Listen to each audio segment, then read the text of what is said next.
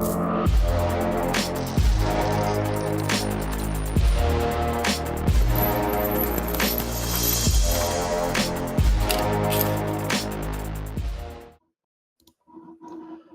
right, here we go.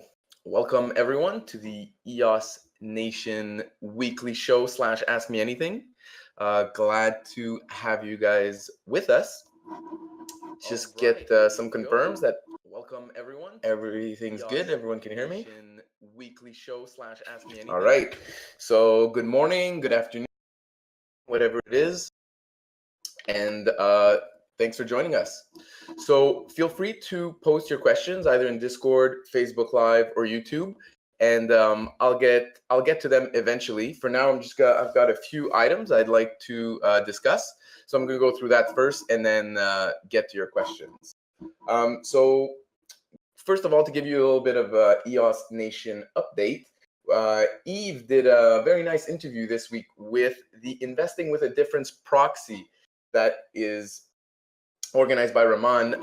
He's been doing his BP Focus series, highlighting some different BPs that are doing great work. We were on episode 3, so definitely recommend you guys check that out. It was a really good interview. Elon,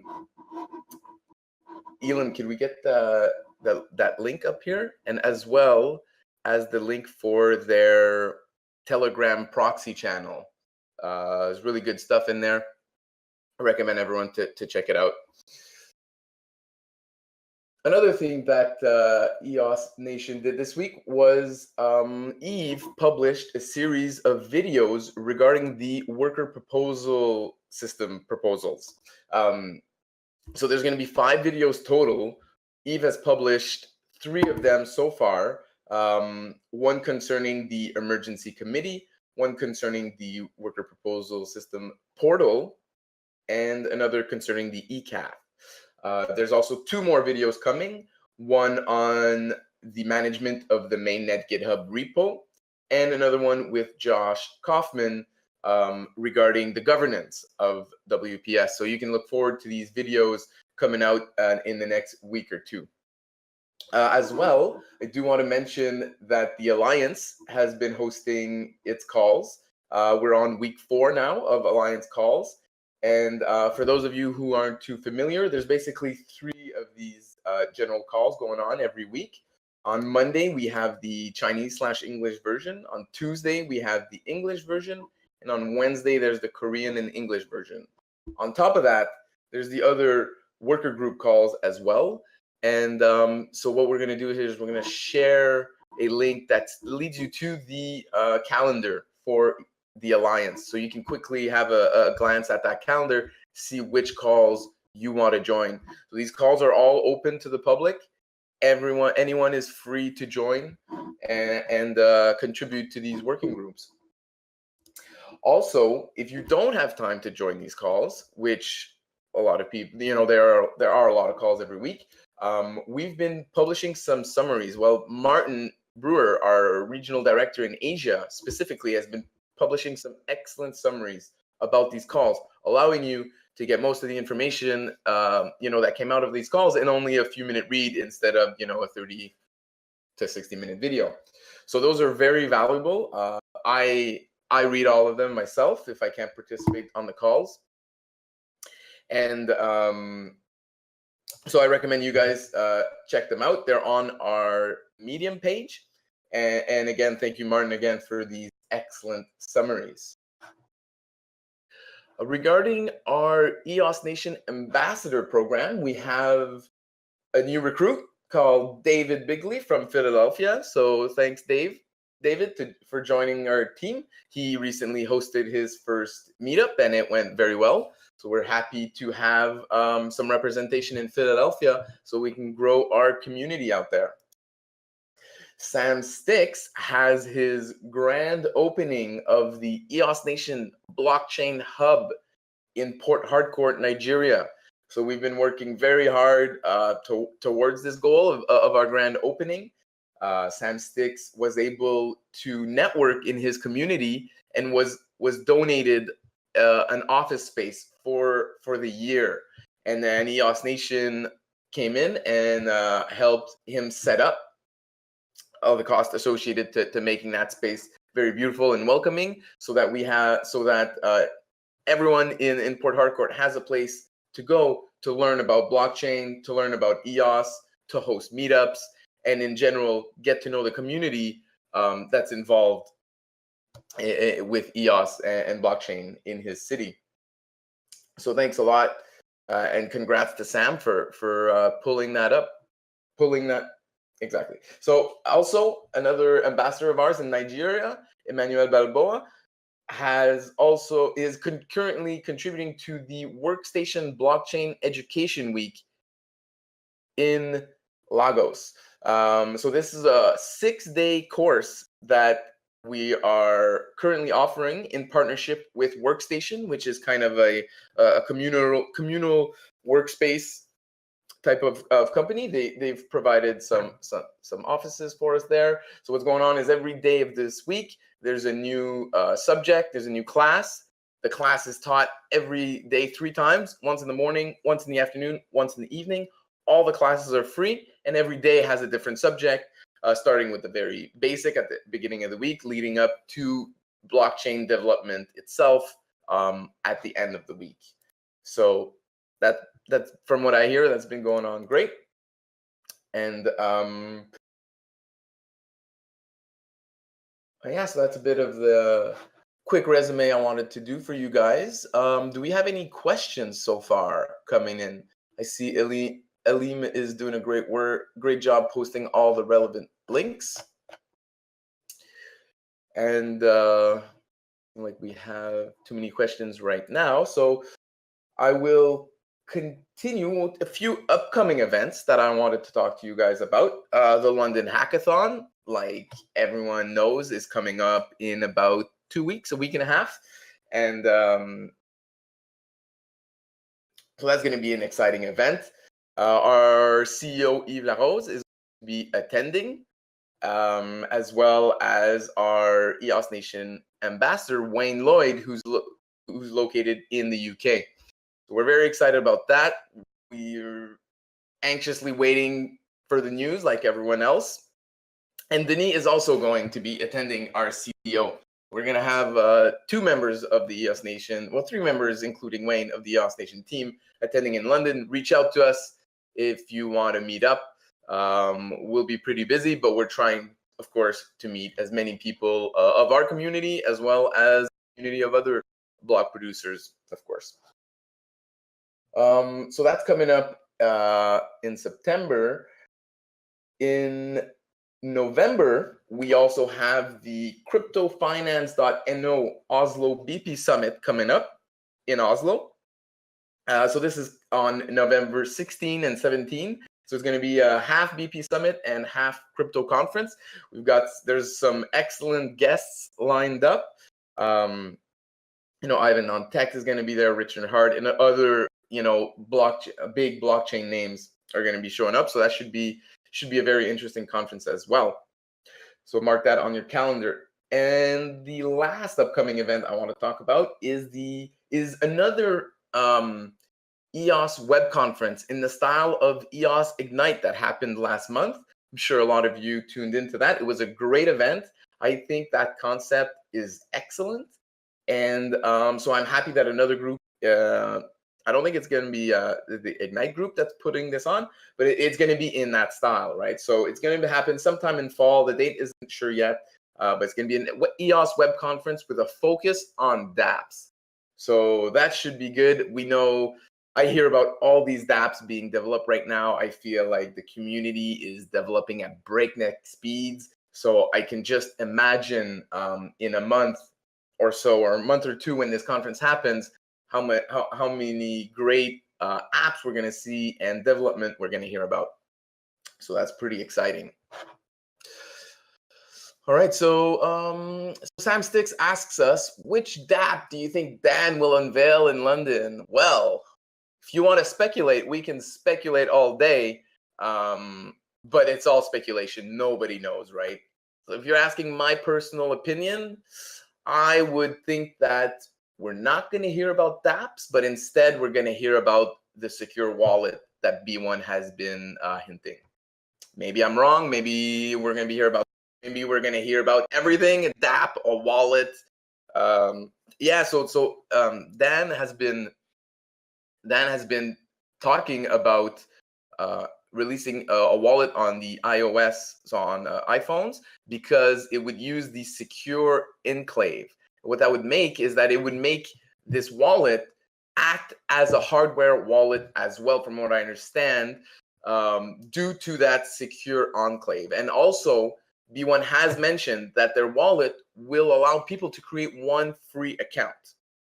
Now, there's been many questions about how that's going to look like, including how do you stop people from creating more than one account, right?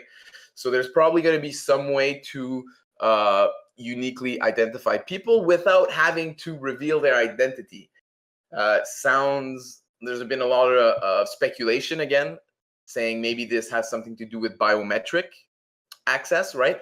And that would be a way to prove that you are unique. You only get one free account, while at the same time not having to reveal your identity. So, but this is all speculation. No one knows for sure. But tune in to the London hackathon, and I'm sure it's going to be some good news revealed out there. So Denis, our CTO here at EOS, me to mention that they're going to be that Denis is going to be hacking on a project that they're going to be pitching to B1. So that's very exciting. And Elim wants a roadmap in London, I think. I hope you all get what you all want from London.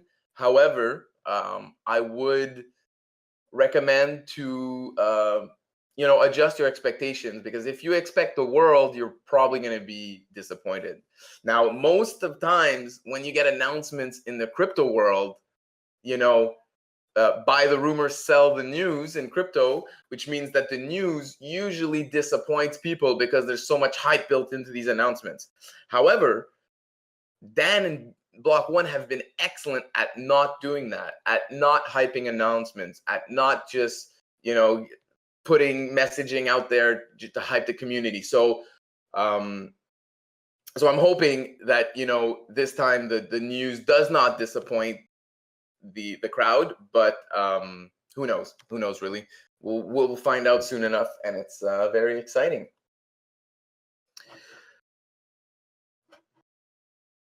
So Denis is giving me a bit more information about this little project, or this project that he's going to be hacking at Block One. It's called it's from the team Computer Magic in collaboration with Jenna Rios, with Nathan, and Steve Floyd from EOS Tribe, as well as Karma, the app developed by our ambassador Dallas Rushing. This is exciting stuff. I can't wait to see what you guys come up with. All right, David Bigley, our new ambassador, asks, do you think Dan's solution to the identity problem is being made primarily to implement UBI/URI, or do you think he'll propose other changes to EOS, such as changes in voting dynamics, such as basing votes on a single identity, rather total number of staked EOS? Great questions, David. So for those of you who have not been following, there's been a lot of discussion recently on UBI, which is Universal Basic Income, or more accurately, URI, which means Universal Resource Income, which is a better term that Dan prefers to describe his vision here of what UBI/URI would look like. Is this going to be brought up in London? No, not at all. Dan actually confirmed that the letters UBI would not be spoken of at that London conference. So we're not going to see that. The way I see it is that UBI or URI on EOS is a more longer term play, for EOS. I don't think we'll see that anytime soon. There's a lot of other things that need to be built on EOS before we get to UBI, right? So the referendum and all the worker proposal system and all these things. Once that's delivered, then we can vote on proposals on chain. And I imagine if we were to eventually implement a UBI or URI system on EOS, it would have to be voted in by the token holders. Now, do I think he's going to propose other changes to EOS, such as voting dynamics? No, I do not think he's going to propose that. The concept of EOS and the concept of DPoS, delegated proof of stake, means that your vote is proportional. Your voting strength is proportional to your voting stack. So the larger stack you have in the DPoS system, the more weight your vote has. So I don't think that's ever going to change. And also, if we were going to change anything regarding the voting dynamics, I think that would also require a referendum process where, you know, the yes votes have to have at least 10% advantage sustained for 30 days in a period of 120 days. Great. So Emmanuel is just noting that he's leaving the workstation blockchain week. He feels it was an amazing value delivered and received. So thank you, Emmanuel, for that. And we are very proud at EOS Nation to have been able to donate some money to be one of the larger sponsors of this event, as well as have our ambassador show up and do some teaching and educate their community in Nigeria. It's really wonderful to see the energy that's coming out of Nigeria. Our ambassadors are doing an amazing job. I'm sure that's a big part of it. But and they've been educating their community before EOS as well on blockchain, mostly on Steemit. Now they're focusing on EOS, and it's just really wonderful to see. And I'm sure that the residents of Nigeria who are taking time to educate themselves on this new technology are going to benefit tremendously in the coming years. You know, this is the third industrial revolution that we're entering, the revolution of no marginal costs. And, I personally hope that these developing countries get a lot of benefit out of this blockchain revolution. And from what I'm seeing on the ground in Nigeria, I think they're positioning themselves very well to do that. Timothy James, what are your thoughts on Warbly? Question from Facebook. Good question, Timothy. My thoughts on Warbly is that it seems like a interesting project. I know some block producers have announced that they're going to be block producers for the Warbly sister chain. So the way it works is that Warbly is launching their own version of the EOS IO platform, right? So Warbly is not going to be living on mainnet. It's going to be living on its own network. However, it is still built on EOS.io.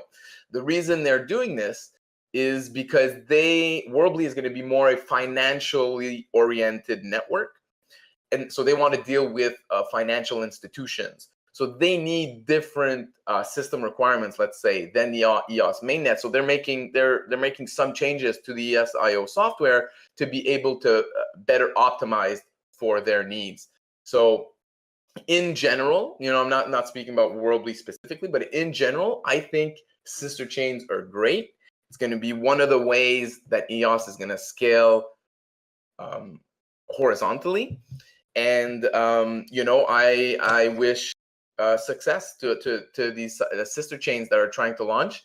And I'm sure some will launch that aren't going to be very good. And I'm sure some will launch that will become staples in the crypto asset community. So Warbly is one of these. It seems like they've got a good team. Seems like they've got good support from block producers. So I'm excited to see what's going to come of it. Thierry, our ambassador from Switzerland, asks, I would like to understand who is EOS Twitter and why are they spamming the network? So that's a good question, Thierry. Block Twitter, it's called Block Twitter, the account, and they've been spamming the network with messages saying, we love BM, which is Bytemaster, which is how people in Asia refer to Dan Larimer. So this account, Block Twitter, has been first spamming the network. We love BM, we love BM, we love BM, basically since the network launched. And what this does is that it was causing a lot of usage on the CPU resource, and causing users with lower EOS stake to not be able to do their transactions that you want.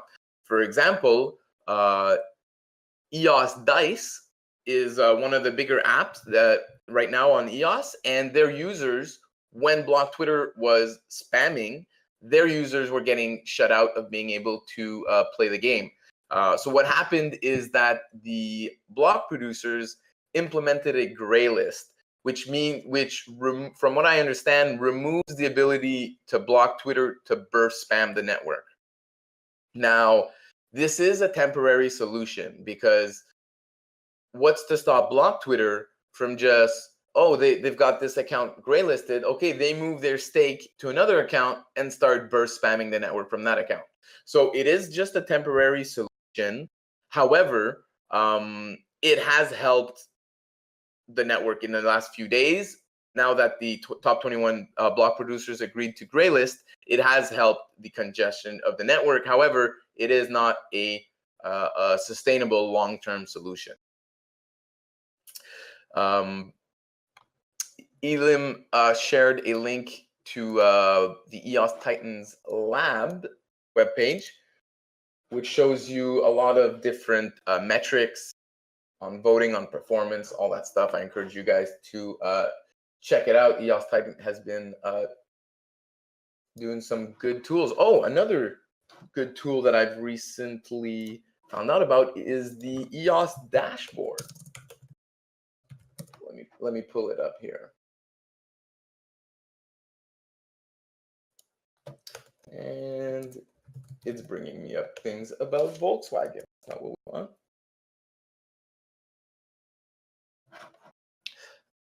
I can't find it. Maybe Elim or someone else can find the link. But it's just another dashboard. It shows you a lot of stats on the community. I think it's Blocksmith. Not sure. Okay.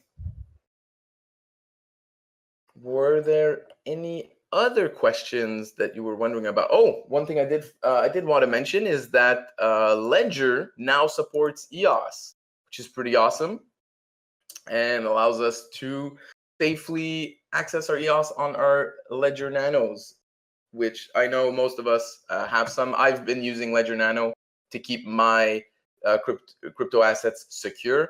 I recommend everyone use a hardware wallet. So the rule of thumb that I've been giving, you start buying some crypto assets.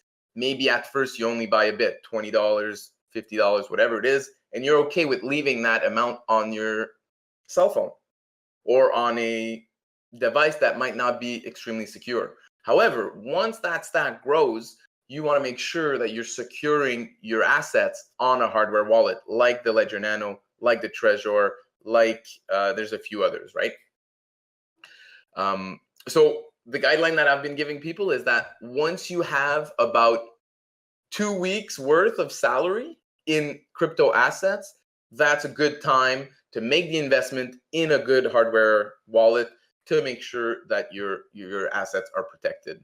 So the Ledger wallet, Ledger Nano, is about $150, depending on where you are in the world with the taxes and conversion and all that stuff. Sometimes it can be tempting to buy a Ledger Nano off Amazon or off a third-party reseller. I would strongly urge you not to do that. Just order directly from the manufacturer. This is not something you want to take a chance with. Pay the extra $20, $30, $40, whatever it's going to cost you in terms of taxes and shipping, and have that peace of mind that you know that your crypto assets are securely stored on the Ledger, which now also includes EOS, which is great.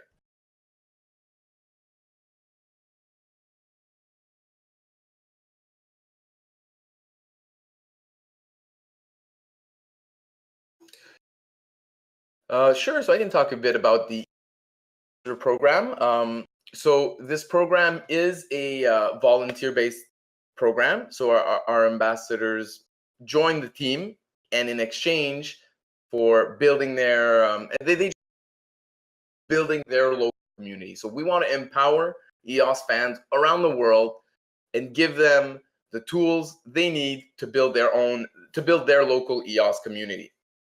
So that means, we have some education material prepared from the various meetups that we've hosted around the world. We can share that with them. We can build a presentation with them. We give them coaching. We make sure they're EOS experts, that they're up to date on all the relevant information. And, we give our ambassadors our brand. We share our brand, which is very precious to us. And this, by sharing our brand, we give our ambassadors more credibility, and we increase the reach that they can have in their community. And it's been working out fantastically, to be honest. We weren't sure exactly how this program was going to evolve when we started it about 6 months ago. But the team that we've managed to build is absolutely fantastic.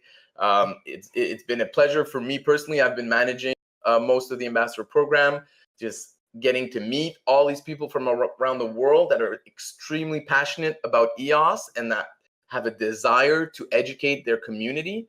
It's been fantastic, and it's impossible to not be very confident in the future of EOS. The future is bright, and I see it on the ground every day, how much energy there is, how many people are building on this platform. And, to the outside world, this stuff doesn't show up yet, and these people don't understand what's going on.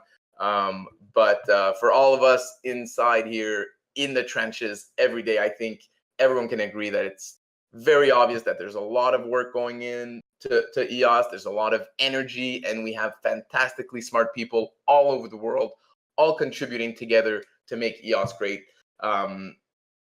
Prepare your sunglasses, says Thierry, because it's going to be bright. And we're building the foundation right now. And, there's just so many smart people working on this project that I cannot imagine a future where this is not extremely successful project. So it's very exciting. Last year before I joined EOS, I was paying more attention to the crypto asset prices, all that stuff. It was a wild ride. And now, while we're in this little crypto slump, if you want to say, it's nice to be able to focus on building something instead of just refreshing price. So that's what I would suggest everyone that's doing it. If you're getting too overwhelmed with the prices and you're afraid or whatever, just get involved in a project, jump on to the alliance calls, apply to our ambassador program, start hosting meetups in your city, start doing things so you can focus on really building this ecosystem. And it's a great remedy for sometimes the negative emotions, let's say, that you might have when you refresh CoinMarketCap from time to time. Great. So thanks, Elam, for sharing that dashboard. It was EOS Blocksmith did it. This was released just a few days ago. Provides a lot of good information. I encourage you guys to check it out. EOS Blocksmith built a nice tool here. Just gives you a snapshot of a lot of information. There's also a little news section. There's a RAM price section, which is, by the way, still going down. We're now at 0.104 EOS per kilobyte, which is good to see, which is actually what we were expecting in terms of where the price would settle of RAM. And, there's a list of block producers on there, EOS prices, and more features coming soon, apparently. So really good to see. All right, so it's been about half an hour. Take maybe one or two more questions, and then we're going to call it a day. I see that Nova Crypto, which is Patrick from Switzerland, one of our upcoming ambassadors. I see he's writing a question. He's very active in our chats. We thank him for that. And also, I guess it mentioned our trip to Switzerland and France and the region by our co-founder, Vincent Grenier. He's going to be traveling to Switzerland, hosting some meetups in that area, meeting up with our ambassadors, Thierry and Patrick, and just generally meeting the community, especially, which you can find. So you can find our co-founders Vincent and Lenny in the EOS Francophone channel, and they've been very active in that channel, making sure that EOS Nation is well represented within the French community.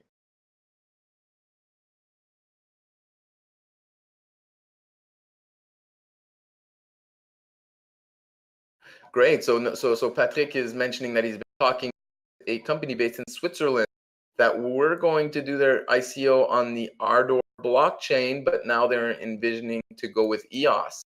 So he mentioned that they're going to be meeting at the meetup on October 4th in Lausanne, in Switzerland. So invite people from that region to show up. And this story about ICOs launching on other blockchains and then envisaging to go to EOS is a very common one.